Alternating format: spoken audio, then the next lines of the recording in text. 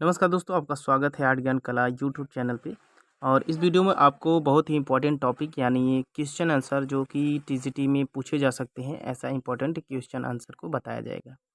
तो शैली को रीति कहा जाता है, यानी क्वेश्चन है शैली को रीति कहा जाता है। और रीति शब्द किस भाषा का शब्द है, किस भाषा का है? तो जैसे इसमें ऑप्शन दिया है मलयालम, उर्दू, हिंदी, संस्कृत। तो शैली को रीति कहा जाता है और रीति शब्द किस भाषा का है? तो रीति शब्द जो है संस्कृत भाषा का है, यानी डी ऑप्शन सही है। आगे देखते हैं। औद्योगिक क्रांति के पूर्व की सभा, औद्योगिक क्रांति के पूर्व की सभी शैलियों के औद्योगिक क्रांति के पूर्व की सभी शैलियाँ किसके अंतर्गत आती हैं? ऑप्शन है व्यक्तिगत शैली के अंतर्गत, आधुनिक शैली के अंतर्गत, या समयावधि शैली के अंतर्गत, या इनमें से कोई नहीं। तो जहाँ पे समयावधि शैली या पीरियड स्टाइल, यह ऑप्शन सही है, यानी सी ऑप्शन सही है। औद्योगिक क्रांति के पूर्व की सभी शैलियाँ किसके अंतर्गत आती हैं? तो समयावधि शैली के अंतर्गत आती हैं, यानी सी ऑप्शन सही है। आगे क्वेश्चन अजंता गुफा से बनता है और क्वेश्चन है अजंता शैली को किस विद्वान ने बौद्ध कला के नाम से पुकारा है? यहाँ पे ऑप्शन है राय कृष्णदास, पर्सी ब्राउन, जयशंकर प्रसाद, मैथिली शरण गुप्त। तो इसमें से कौन सा सही है? तो यहाँ पे आप देखेंगे कि पर्सी ब्राउन ने अजंता शैली की किस विद्वान ने, यानी पर्सी ब्राउन ने बौद्ध कला के नाम से पुकारा है, यानी बी ऑप्शन सही है। ये जो बी ऑप्शन है यह सही है। आगे क्वेश्चन है अजंता शैली को गुप्त शैली के नाम से संबोधित किसने किया? ऑप्शन है रामविलास शर्मा ने, सूर्यकांत त्रिपाठी ने, राय कृष्णदास ने, या रविंद्रनाथ टैगोर ने। किसने संबोधित किया? तो अजंता शैली को गुप्त शैली राय कृष्णदास ने कहा। ठीक है, यानी सी ऑप्शन सही है। राय कृष्ण दास ने अजंता शैली को गुप्त शैली नाम संबोधित किया। आगे क्वेश्चन है अजंता शैली को किसने कितने वर्गों में विभाजित किया गया? तो यहाँ पे ऑप्शन में दिया गया है 3, 4, 6, 5। तो अजंता शैली को 3 वर्गों में विभाजित किया गया और 2 वर्गों में विभक्त किया गया है, यानी चैत्य और बिहार। ठीक है, या ऑप्शन में 2 है नहीं। ठीक है, तो यहाँ पे 2 वर्गों में विभक्त किया गया, चैत्य और बिहार।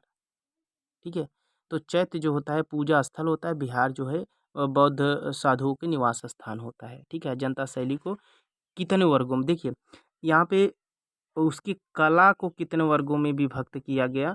तो रूप, वैदिक, वर्णात्मक, अलंकारिक, ये यहाँ पे अगर वो पूछ रहा है तो यहाँ पे आप 3 ही ऑप्शन करेंगे। ठीक है, जिससे कि 2 नहीं दिया है। और 2 वर्गों में विभक्त किया गया अजंता की शैली को, तो वहाँ पे 3 वर्ग में, यानी इस ऑप्शन में से देखा जाए तो ए ऑप्शन सही होगा। और अगर 2 वर्गों में जहाँ की ये चैत्य और बिहार गुफा की बात किया जाए तो यहाँ पे 2 होगा। ठीक है, और इस प्रकार से ही आप हमेशा ये सब चीज़ करेंगे। आगे देखिए, आगे क्वेश्चन है, बहुत इंपॉर्टेंट क्वेश्चन है। अजंता शैली में अलंकारिक वर्ग के अंतर्गत रखा गया, अजंता शैली में अलंकारिक वर्ग के अंतर्गत रखा गया क्या? क्या रखा गया है ये देखना है। ऑप्शन है पशु पक्षी वृक्ष लताएं, जातक कथाएं, बौद्ध पद्मपाण, या इनमें से कोई नहीं। तो पशु पक्षी, ये जो पशु पक्षी और लताएं हैं, यानी ए ऑप्शन सही है। पशु पक्षी वृक्ष लताएं, ये जो है ऑप्शन सही है। यानी अजंता शैली की में कला अलंकारिक वर्ग के अंतर्गत पशु पक्षी वृक्ष लताएं को रखा गया है। ठीक है, अब यहाँ पे बहुत इंपॉर्टेंट क्वेश्चन जो आता है, क्वेश्चन है सीवी जातक चित्र किस वर्ग में आता है? ऑप्शन है अलंकारिक, रूपभेदिक, वर्णात्मक, या इनमें से कोई नहीं। तो बहुत इंपॉर्टेंट क्वेश्चन है, सीवी जातक जो चित्र है किस वर्ग में आता है? ठीक है, तो वर्णात्मक वर्ग में आता है, यानी सी ऑप्शन सही है। आगे क्वेश्चन है मरणासन राजकुमारी किस चित्र जो है किस वर्ग में आता है? वर्णासन राजकुमारी, देखिए यहाँ पे गुफा भी पूछा जाता है और वर्ग भी पूछा जाता है, रूप वैदिक आता है, वर्णात्मक आता है, अलंकारिक आता है, इनमें से कोई नहीं। ये 4 ऑप्शन आते हैं और पूछा जाता है मणासन राजकुमारी किस वर्ग वर्ग में आता है, इस प्रकार से क्वेश्चन आता है। तो रूप वैदिक वर्ग में आता है, ठीक है। तो यहाँ पर वर्ग देखें तो 3 प्रकार के होते हैं, रूप वैदिक, अलंकारिक, वर्णात्मक। तो यहाँ पे मणासन राजकुमारी चित्र रूप वैदिक वर्ग में आता है।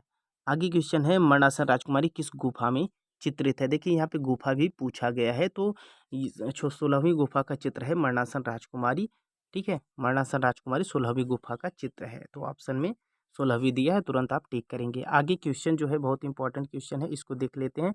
अजंता गुफा में अधिकतर नारी अर्धनग्न रूप में चित्रित है, इन चित्रों के दर्शन होते हैं, यानी अश्लीलता के रूप में, निष्ठुरता के रूप में, शालीनता के रूप में या व्याकुलता के रूप में।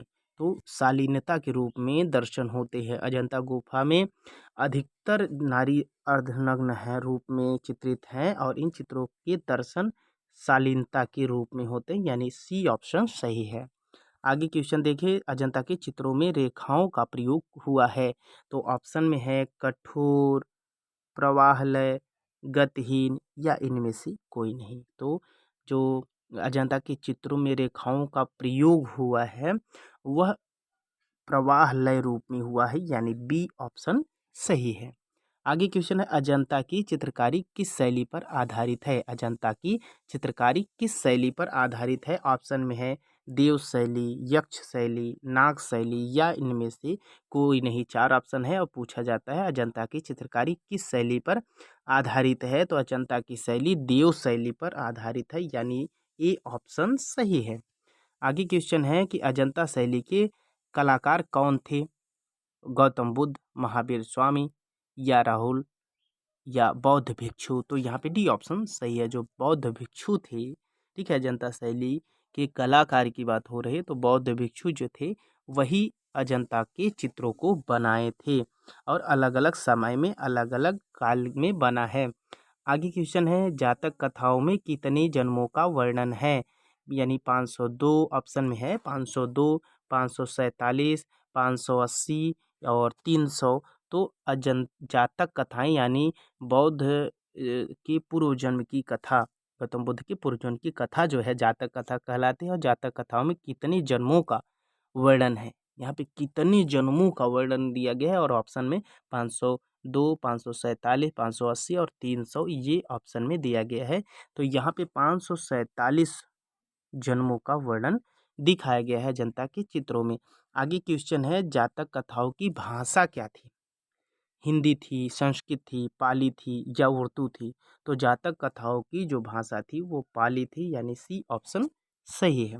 अजंता में सबसे बड़ा योगदान किसका है। अजंता में सबसे बड़ा योगदान किसका है। शुंग का है, कुषाण का है, चालुक्य का है या वाकाटक का है, किसका है अजंता में पूछा जाता है। तो वाकाटक जो शासक थे सबसे ज़्यादा जो योगदान था वो वाकाटक शासकों का था अजंता की गुफाओं के निर्माण में, ठीक है।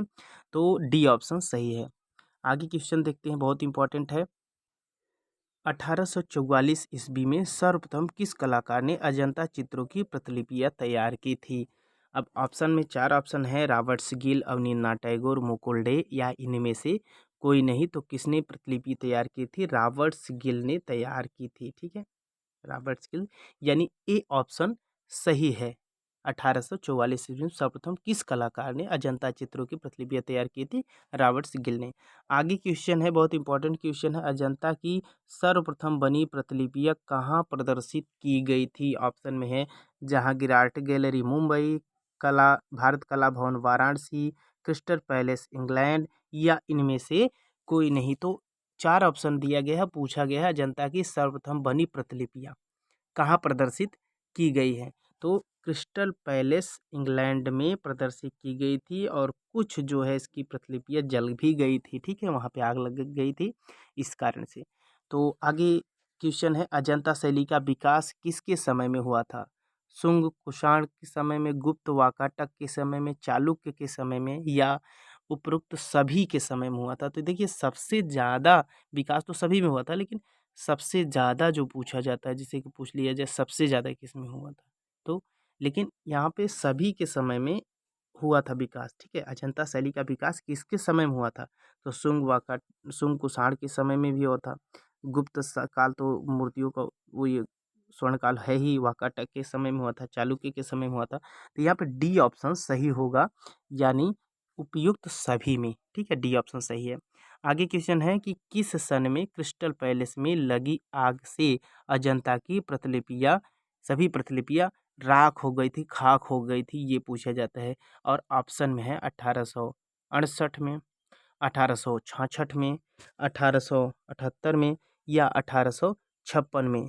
और क्वेश्चन पूछा गया है कि अजंता किस सन में क्रिस्टल पैलेस में लगी आग से अजंता की सभी प्रतिलिपियां खाक हो गई थी, ठीक है। तो 1866 ईस्वी में वहाँ के क्रिस्टल पैलेस में आग लगी थी और वहाँ पे अजंता की सभी प्रतिलिपियां, पहली प्रतिलिपियां थी, सब जल के राख हो गई थी, ठीक है। और आगे क्वेश्चन देखते हैं, बहुत इंपॉर्टेंट है। अजंता में परिप्रेक्ष्य का किस रूप में प्रयोग किया गया है? ऑप्शन में है वास्तविक, व्यवहारिक, काल्पनिक या इनमें से कोई नहीं। तो अजंता की परिप्रेक्ष्य का किस रूप में प्रयोग किया गया है? तो काल्पनिक रूप में प्रयोग किया गया है, यानी सी ऑप्शन सही है, सी ऑप्शन सही है। अब आगे क्वेश्चन है कि गुप्तकालीन चित्रकला के सर्वोत्कृष्ट उदाहरण कहाँ मिलते हैं? एलिफेंटा में, खजुराहो में, सांची में या अजंता में?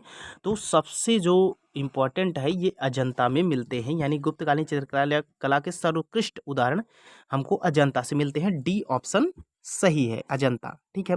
दोस्तों इस वीडियो में इतना ही। हमारे चैनल को सब्सक्राइब करें, बेल आइकन दबाएं, जिससे नोटिफिकेशन आप तक पहुंचे और कोई भी वीडियो मिस ना हो, ऐसे ही क्वेश्चन आंसर आप तक पहुंचता रहे। तो ज़्यादा से ज़्यादा शेयर करें, अपने सुझाव कमेंट्स बॉक्स में दें। Thank you.